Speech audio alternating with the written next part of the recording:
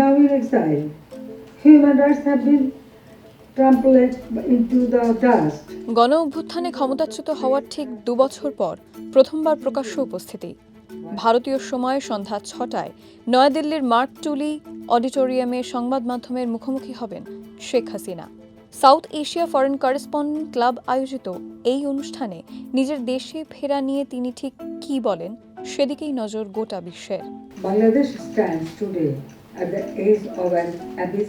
বাংলাদেশের জাতীয় নির্বাচনের আগে জানুয়ারিতে এফসিসি সাউথ এশিয়া এমনই এক অনুষ্ঠানের আয়োজন করে, যেখানে অডিও বার্তায় শেখ হাসিনা বাংলাদেশের গণতান্ত্রিক পরিসরে কুঠারাঘাতের অভিযোগ তোলেন।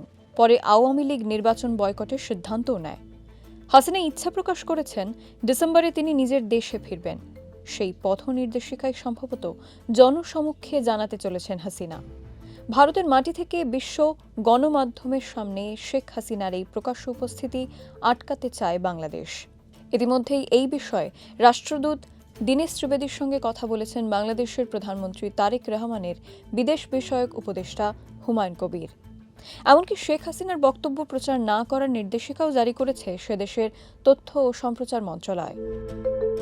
Is regarding the recent meeting between our High Commissioner in Bangladesh and the advisor to the Prime Minister.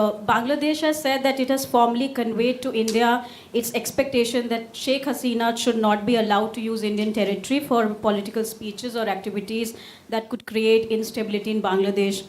This is ahead of a proposed conference in Delhi tomorrow. What is our response and what was conveyed in the meeting yesterday? Sheikh হাসিনার অনুষ্ঠানে ভারতের অবস্থান কি?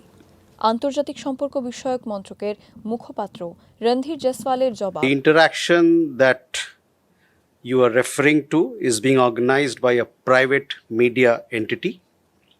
The government has no involvement whatsoever in it. Neither does it endorse any views that may be expressed at the forum. 2024 সালে জুলাই অভ্যুত্থানে আওয়ামী লীগ সরকারের পতন। 16 বছর টানা ক্ষমতায় থাকার পর 5 অগস্ট দেশ ছাড়তে বাধ্য হন শেখ হাসিনা। বোন শেখ রেহানাকে নিয়ে চলে আসেন দিল্লিতে।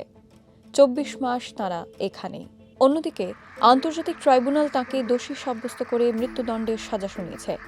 এই পরিস্থিতিতে ভারতে বিশ্ব গণমাধ্যমের সামনে তার উপস্থিতি বেশ তাৎপর্যপূর্ণ বলেই মনে করছে ওয়াকিবহল মহল। আওয়ামী লীগ প্রেস বিজ্ঞপ্তিতে জানিয়েছে, আজকের অনুষ্ঠানে শুধু শেখ হাসিনাই নন, সঙ্গে থাকবেন তার ছেলে সজীব ওয়াজেদ জয়, বাংলাদেশের প্রাক্তন শিক্ষামন্ত্রী মহিবুল হাসান চৌধুরী সহ ক্রিকেট দলের প্রাক্তন অধিনায়ক তথা প্রাক্তন সাংসদ সাকিব আল হাসানও। অনুষ্ঠানে সভাপতিত্ব করবেন এফসিসি সাউথ এশিয়ার সভাপতি ডক্টর ওয়াইল আওয়াদ।